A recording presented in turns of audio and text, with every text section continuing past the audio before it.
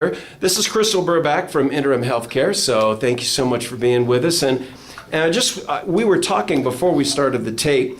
What are some of the services that you provide? Like what is your whole goal or that kind of thing to serve the community? Okay, well, first of all, I'm proud to say that we have been in our community. Interim Healthcare has been was the very first original home health chain, which I want you guys to be aware of.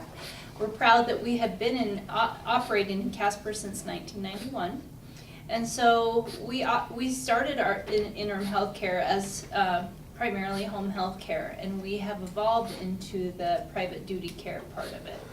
So by that part, what I mean by that is we service home health care, meaning a skilled nurse comes into the home, physical therapy, occupational therapy, a speech therapist, aides coming into the home. But that was a need that we saw that wasn't enough for some people. So we involved our chain into private care and caregiving. So what that means is that if you just need the private care, we will send people into your home for just to kind of curtail a plan of care for what our patients need. And who would come to you? What's a typical phone call that you get or initial contact? Okay, we get several phone calls a day. We can't obviously service everybody, but they call us for a resource. So by that I mean somebody may call and say, you know what? I just got out of Wyoming Medical Center, and they said I needed a cane or a walker or a tub bench. So we will offer them the loan closet as a resource. Or, better yet, we could get them that equipment. We don't have that equipment in the office, but we could call their primary care doctor, get them a script for it, have our social worker get involved, and help them get whatever they need. So that's what I mean by a resource. But if somebody calls us on, an average phone call is somebody calling saying, you know what, my husband or wife, my mom and dad, my brother or sister are at home alone and I'm concerned. And so then we'll start dialoguing with that patient, trying to find out, well, what are the concerns, what do they need help with, and where can we come and be a fit for them. So let's say someone calls and says, you know, my husband is going downhill. He hasn't really walked for a couple of weeks. He's not eating well. You know, I think that he needs some strengthening for the home health piece of it. So what we'll do is call the doctor's office and see when they saw the doctor last, and then we can call and ask them, well, do you think that home health would be beneficial for your patient? Then after that, if the physician says yes, then we'll go into the home and start seeing the patient under skilled care. So what I mean by skilled care is that skilled care is covered 100% under Part A benefits. So the other question that we get asked when we go into the home and start doing paperwork is that the patient will ask me, what is this going to cost me?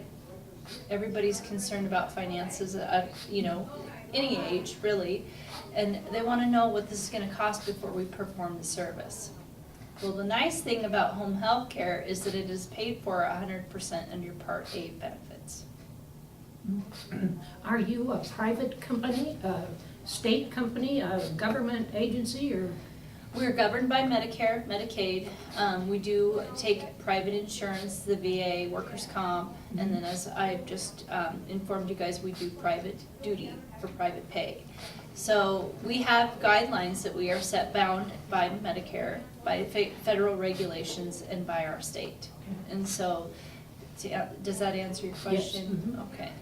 What if you get a call from someone who says, you know, I'm really concerned about my good friend or about, you know, my next door neighbor that I'm close with? Does it have to be a family member to refer, or how does that work? And that happens more often than you think.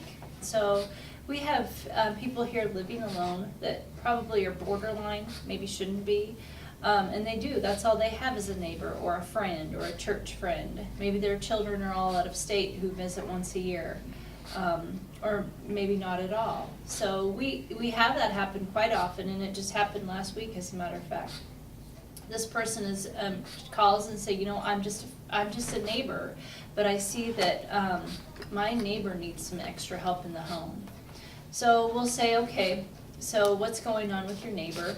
And then all of a sudden, then I can kind of get an idea of what they need.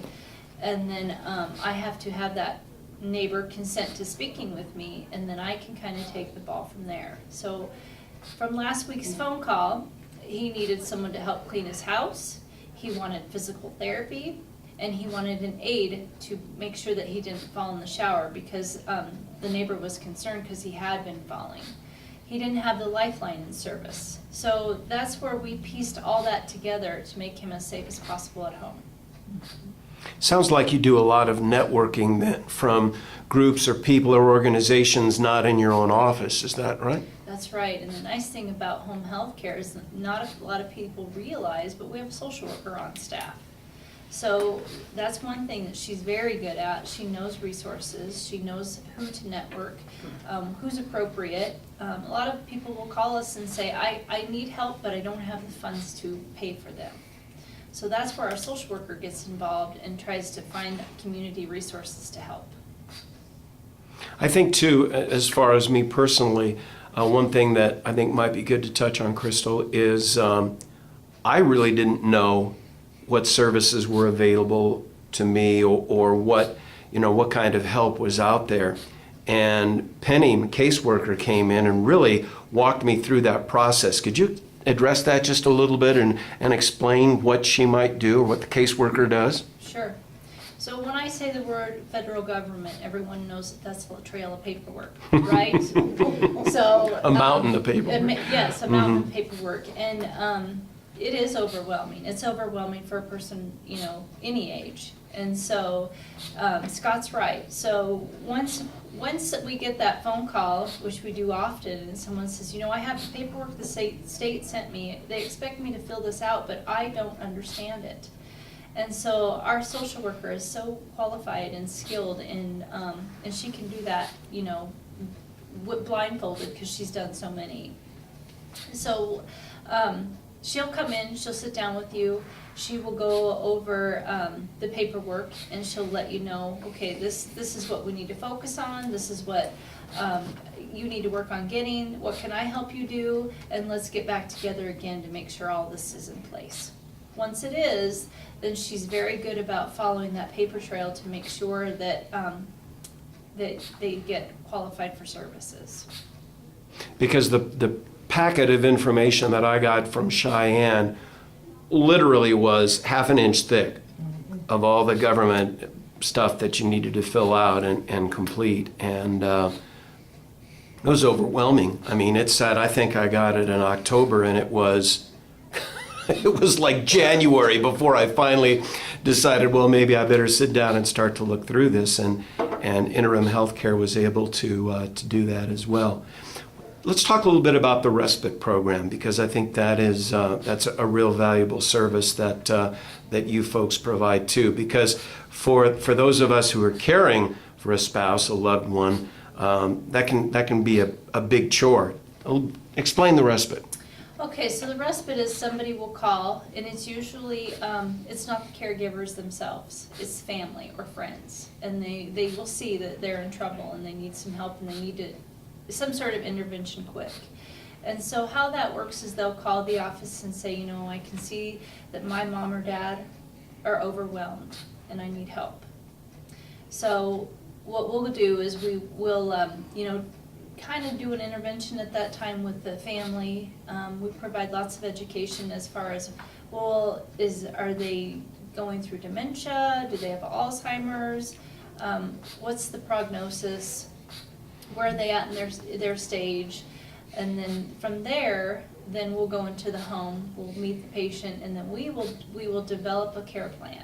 Okay? So depending on where they are stage-wise, where they are in their disease process, that helps our caretakers to learn how to interact with the patient.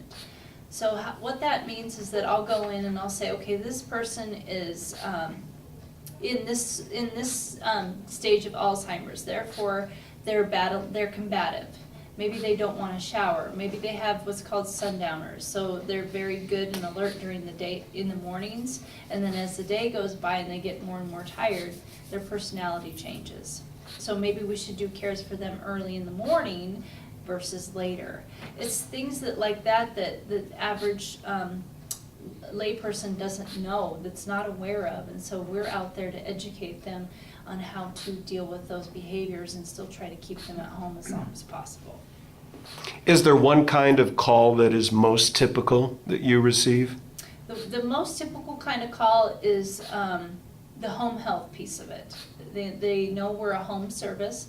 They know that that they need the help at home, but they just don't know what. And so they call us for guidance, and then we sit, listen to them, go out and meet them, and if we have to, we'll get involved with them. Don't you think too, a lot of times pride gets in the way and the family doesn't want somebody to realize that they really need help? Yes. So what do you do then? Pride is a big thing. And so some people that we get referrals from, let's say that they were in the hospital and they'll say, yeah, I just want to go home. What's it going to take to get me out of here? And the doctor will say, well, I want you to have home health care then. You know, you're weak still, you need the strengthening. I want a nurse to come in and check on you. And so they'll say, yeah, that sounds great, sign me up for it. And then once we call them afterwards, they're like, they don't want anyone in their home, and they just, no honey, I'm fine, I can do it by myself. And so that's where the pride does get in the way, is that they do need our services, but for whatever reason, they're very private, they don't want someone in their home. Maybe they don't think that we'll be accepting of the way they live, and they just want to kind of be left alone. So how do you follow up then? I mean, it's their home. Do you have to leave them alone, or is there anything you can do to? Well, what we normally do is we'll call whoever the referral source was and follow up with them and say, you know, I'm really sorry, we attempted to see this patient. And we call them a couple of times because maybe they're just getting out of the hospital. Maybe they're overwhelmed, they just don't feel like they need the help at that time, and then we'll call them a couple days later, and then maybe they realize, you know what, I actually do need that visiting nurse to come out because I'm so confused about my medications. They've changed since I was, last back home. The hospitalist or whoever changed some medications at the hospital, and so they may think, or they may have tended to bathe and think, oh my gosh, I might need some help. So we don't just call and follow up with them one time. We give them a couple of days and follow up with them 2 or 3 times. Then if we still can't get anywhere with them, then we'll call the doctor's office, let them know, or call whoever referred that patient to us and let them know we attempted to, just couldn't get it done. You touched on this briefly, but I think that it's worth noting too, maybe go into a little more detail, that it's not just physical therapy or things like that, but if they need help preparing meals or housekeeping or things like that, you can also help them in those areas, correct? That's right. So right now, the pleasure of our company is that we have a patient. Daughter lives in Washington. She lives here in town. Very agile lady, very mobile still, but her daughter had called us, again, a family member, and said, I'm concerned about my mother's, not necessarily her health, but she's not one to go to the senior center, she's not one for big crowds, and so right now we take her to get her hair done, we take her to lunch, and we take her to the library. And that's all she needs. We do it once a week, and her daughter knows that someone's at least checking on her once a week. And guess what? We went to go see her. She wasn't moving as well. And so the caregiver came back to the office and said, I think something's wrong. And after talking to her, she said, she's just not herself. She was a little more confused today. She's always, what woman doesn't want to go get their hair done? She didn't want to go that day. And so we got an order to send a nurse in. That nurse went in there and drew labs, found out that, and I think she took a sample of her urine, found out that she had a UTI. And so the doctor just called in the prescription, treated her, and she bounced right back. But if we hadn't been in there, if we hadn't noticed something was different, then that really could have led her to the hospital. Because she wasn't going to call, she wasn't going to get help, she just, she was failing, but she, for some reason, she No. didn't want to get the help. Then this type of situation that you're talking about, did all her insurance pay for that? Well, the only thing that it was not covered was the aide who transported her to the doctor, or to the library, and to get her hair done, and to go to lunch. That part was not covered. The part that was covered is what's called skilled care. So the nurse coming in, drawing those labs, getting that urine sample. And then guess what? After that, we sent in a physical therapist because she had been, not as mobile. We got her up and going in 2 weeks, and then she was out and about again. So that part was covered under the Medicare. Skilled, okay. Yep. So that covers your part, that's covered by Part A again? Yes. So would you say that the majority of the services that you provide are covered by Part A? Yep, majority of our services are Medicare. People think of home health care as older, and we have a pediatric program. So we service babies. So a lot of people here, I'm sure, did not know that, because when I started working for this company, I did not know that. So we have a little baby's failure to thrive. We get a lot of children, preemie babies. During pneumonia season, flu and pneumonia seasons, we have we're busy. We have had a gamut of age ranges from preemie babies all the way up to over 100 years old. So we just recently had a 40-year-old on our service who had a back surgery, lived in a bi-level home, could not get up and down those stairs, and had private insurance. And so guess what? We were able to get a nurse in there, get our physical therapist in there, until he were able to negotiate his stairs at home and get to an outpatient therapy program. What about someone younger who doesn't qualify for Medicare yet? Are we talking then about private insurance or Medicaid or what? Yep, so private insurance, workers' compensation we've handled cases for.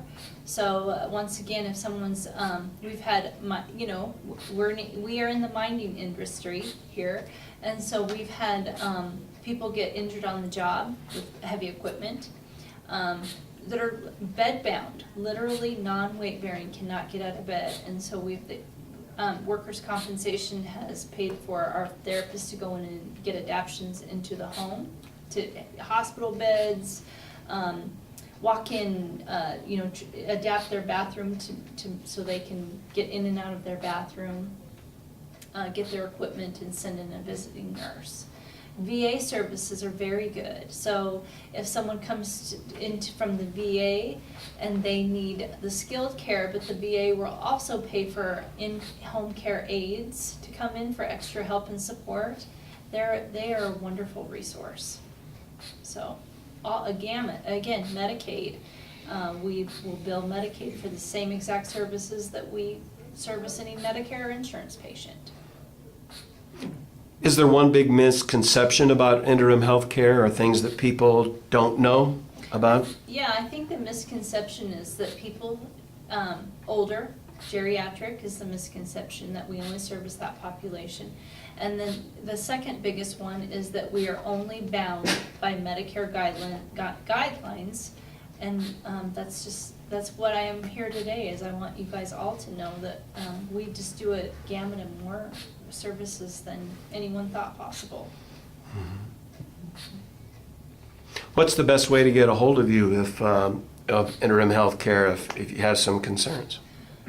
That's an excellent question, because couple things there. So our office is on the corner of East 1st Street in McKinley. So we're at 1010 East 1st. But the second thing is that people are thinking, well, our office is, a business, 8 to 5. Well, we are 8 to 5, but the nice thing about our home health agency is that we always have on-call nurse 24/7. So if you call the office at 7 o'clock in the evening, you're going to get a live person, which is nice. You will never get an answering machine. Did you bring business cards? I did. Good. Yep, and I can certainly leave those for you. The other nice thing that I should mention to you is that you guys all know the Lifeline system, is that right? You guys all know what it is, the concept of it. We've got 4 different kinds of the Lifeline systems. So seniors are now carrying cell phones. Like, you know, you guys are active and you're out and about. How many of you do here have a cell phone that you carry? Okay, so half of us do. So what that means is that we've got the Mobile Connect unit. So you still will carry a unit, but the device is connected, your watch or whatever you have for your unit is connected to your cellular phone. So it's GPS based. So if you fall here at the senior center, we will know that. So do you have one of those? This is Life Alert. Okay, so are you still connected to a mobile unit at home? Okay, so some of those mobile units, and I know that the ones we use, we have a couple different kinds, and one is the Philips Lifeline and the other one is Interim Connect.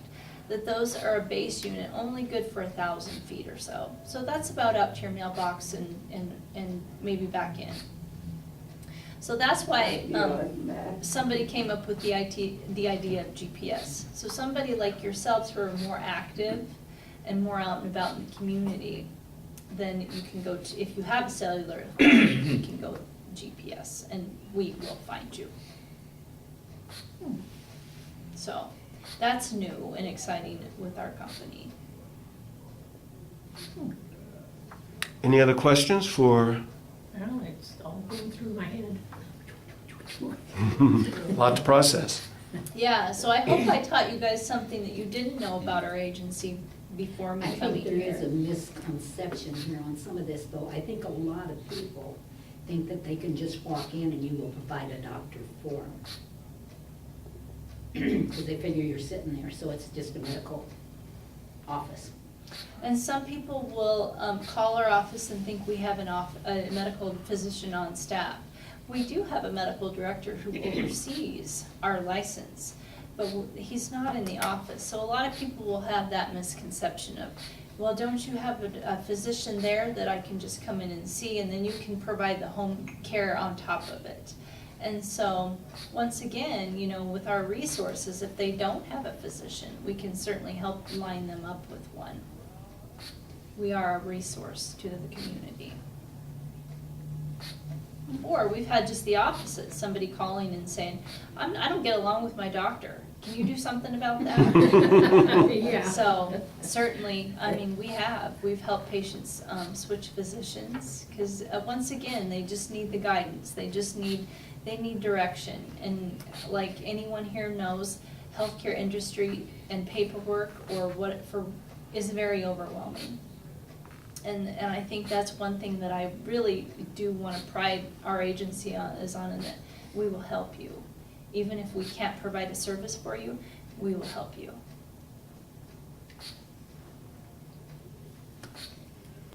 So all this is predicated on you having a Social Security Medicare card. Mm-hmm. Or some sort of insurance, Medicaid, Yeah. private insurance. Some people are dually and tertiary covered. So by that I mean that they have, they're still working. They're 65, but they're still working. So they have a private insurance and then they have a Medicare as a supplement. So, or vice versa, you know, if they have Medicare primary and then they have Medicaid as a supplement. So, This VA, Medicare has to pay for it, the VA doesn't pay for it, isn't that, I mean, that's our idea, I don't know. Is that right? some places, we will bill VA for the skilled part, and then some places the VA will pay for like the private duty coming in. They've shared that way. If they're not 65 yet for whatever reason, and they still need the care, then it's just strictly VA. So we work with 2 agencies, two financial agencies if we have to. And talk about confusing. So. VA at the present time will bill Medicare. Well, how that works is we bill Medicare for one service and then we bill the VA for another. Right, if you're going to VA for the care, the VA will Oh, they bill will? Medicare. Okay. Yeah, are you VA? Well, I guess. Well, that's a nice service to fall back on, and if you have to use it, they certainly have been good to us, and they certainly are believers of home health care. If this is something that's come up in just the last year or so, that you go to VA in terms of bill Medicare. I just thought, I'm sorry, go ahead. Due to the influx, of veterans and things, we've got a lot of veterans and things, so consequently they're getting stressed for finances, so they Mhm. can remember Medicare.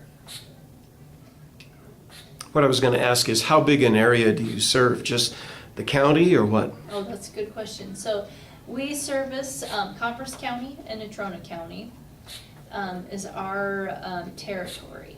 We do, often enough, we do get calls from Converse County, from Douglas, the Lusk area, Midwest, lots of surrounding counties that don't have home health care that are looking for services, but we have not expanded out that far yet.